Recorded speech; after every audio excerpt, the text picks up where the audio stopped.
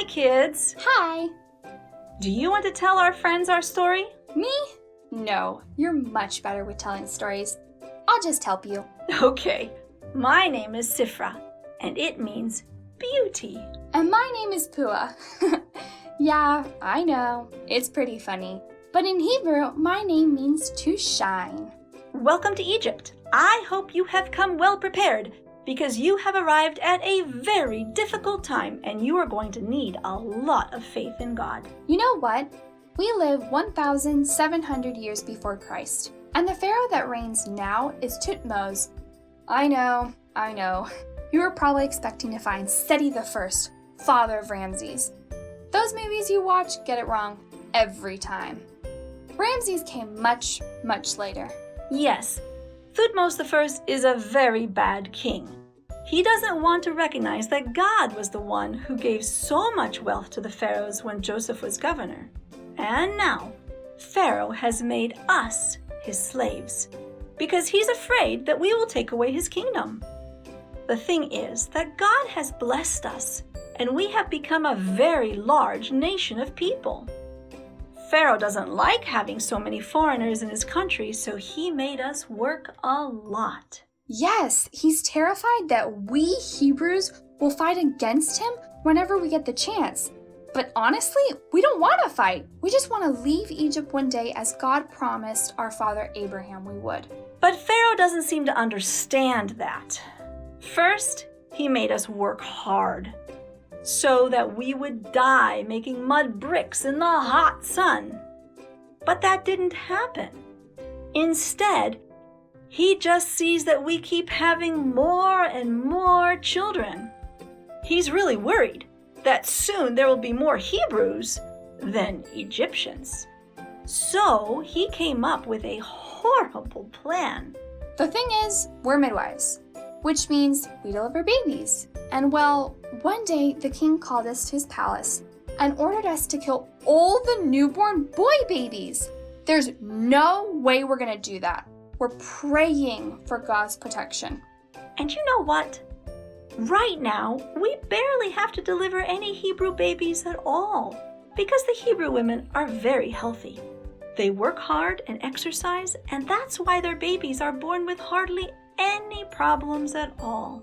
And when the king called us back to ask why we were disobeying him, we told him that we obviously couldn't do anything because before we arrived, the babies had already been born. Oh, you should have seen the king's face when we told him that. He was furious. He even made a new law. It was a death decree.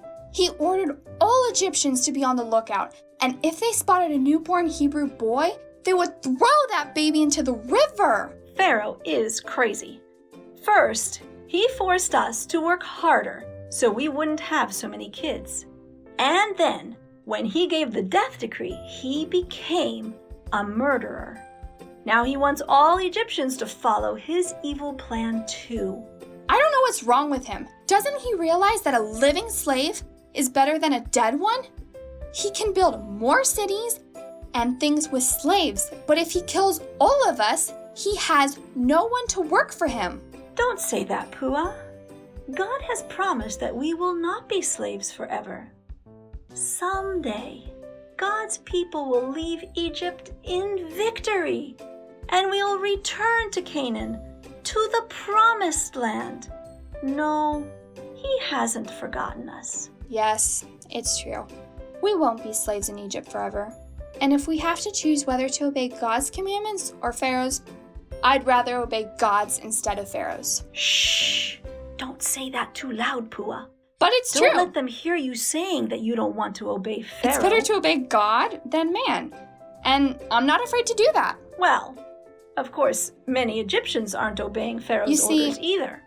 I mean, who wants to kill babies? God even uses those who don't believe in God to protect his obedient children.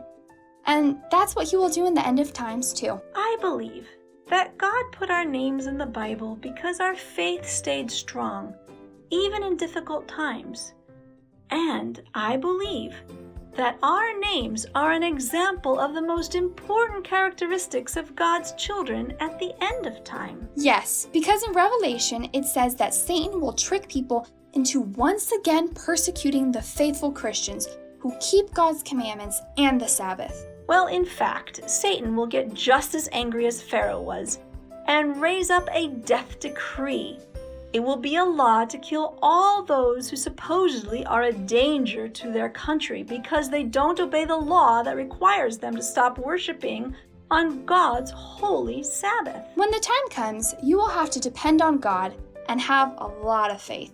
God wants you to be like us, faithful to God, beautiful in character, and a shining the light of God's love everywhere.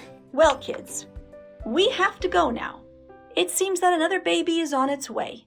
Hopefully the time will come soon when our liberator is born who will free us from this horrible slavery and take us to the promised land. Do you know who that is? The Bible tells us his name will be Moses. Oh yes, that will be wonderful. But in the meantime, we will continue obeying God faithfully and praying for our freedom. But one day, someone better than Moses will come. The true liberator, the second great prophet, our Messiah.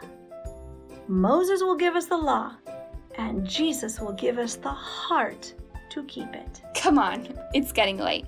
We have to be on time. Goodbye, little friends. Bye!